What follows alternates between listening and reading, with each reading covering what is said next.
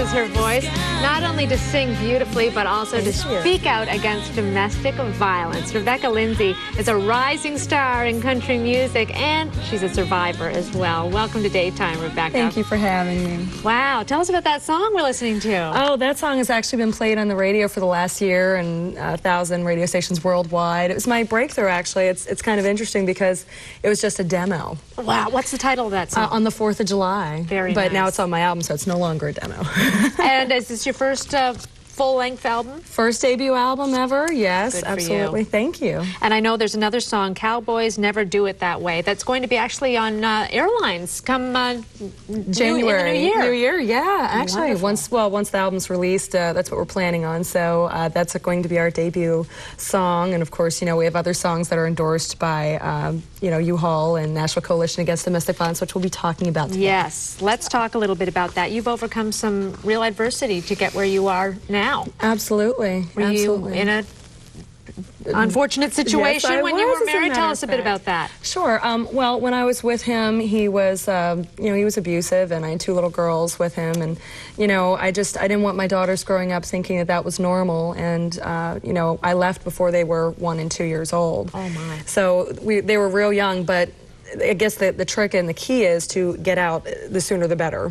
And now you're on a mission to get that message out, aren't you? Absolutely. Let's just go through some of the red flags now for people who may be watching at home thinking, oh, my goodness, this pertains to me. Because the first thing that a lot of people do is just deny, deny, deny, They right? block it out. It's very hard to accept that because you take on the blame, and you really shouldn't. It's misplaced blame, guilt, and anger at yourself, and you should not ever feel that way, ever, because that's what holds you back. That's what keeps you with him and in an abusive relationship. Well, let's talk about the first red flag. Is he pushes too far, too fast. He's planning your future right off the bat, right out of the get-go. There's a red flag right there. That's one red flag. Another one is he's overly jealous. He keeps tabs on you. You can't go see your friends. He's very controlling. Does he have a temper? Is he, you know, pushy in a direction that perhaps you don't feel comfortable, but he makes you do it anyway? These are all big red flags that you should not ignore or dismiss as just, you know, even someone having a bad day. He always wants to be in charge. Exactly.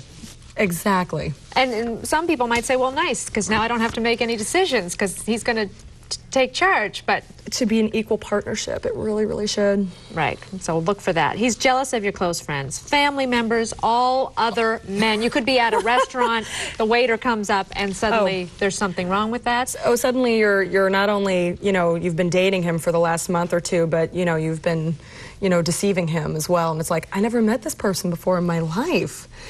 That's exactly what it is. And those are huge red flags you should all really be aware of. And he's always asking you where you went and with whom you were with. And did that happen to you personally? Yeah, actually it did. And it's kind of strange. In my own personal relationship, there were signs that had I been astute to them, I would have probably picked up. But it isn't the kind of thing that people necessarily, you know, pull you over in school and teach you and go, this right here, this is a red flag, look for that. You know, it's just things that unfortunately you have to get out to the public like we're trying to do today, and hopefully they will learn where other people did too.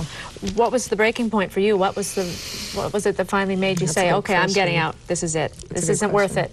I think I really had decided that a lot longer before I did it. But the big question that a lot of people ask is, well, why aren't you leaving? What takes you so long to leave that person? And what people don't understand is that you're never in more danger than when you're getting ready to leave an abusive person, because at that point, all their threats can come true because they have nothing else to lose if you're walking out the door. So how did you do it? Very strategically. I told him that the rent was not paid. It was due July 3rd. As of July 11th, we got an eviction notice. I didn't tell him it was paid, and he believed that me and his 2 daughters were going to be homeless, evicted, and we have no friends or family here in Florida. We have friends now, but then we didn't when we first moved. And that's isolation. That's another thing. They keep you isolated from friends and family so they can do things to you, too. And I even drove him to the bus stop whenever he got his bus ticket back to where he's from. My gosh, so you got out. Difficult. Good for you. Thank you. Now you have teamed up with the a national coalition against domestic violence. You can go to ncadv.org. and look me up on there as well if you like. What I can tell you is that if you're going to need some help, 211, there's a helpline in every city and every state called 211, and they can absolutely help you. They will tell you how to find food, rent. The State Attorney General's office will also help you to relocate. There's a address confidentiality program where wherever you reside, they will forward your mail to you. That is so great. Free. Oh, it's so good to know that there's all that help out there. You just have to believe that people will help you and ask. And ask, exactly. All right, the name of your CD, back on a happier note, is Headlights on the Highway, and you can find out more about Rebecca at RebeccaLindsey.net. Check out her website. It's great. Thank you, Rebecca, so much for coming in Thank today. you for having me. Good luck with your career. I appreciate it. Thank you. There's more daytime to come. We'll be right back.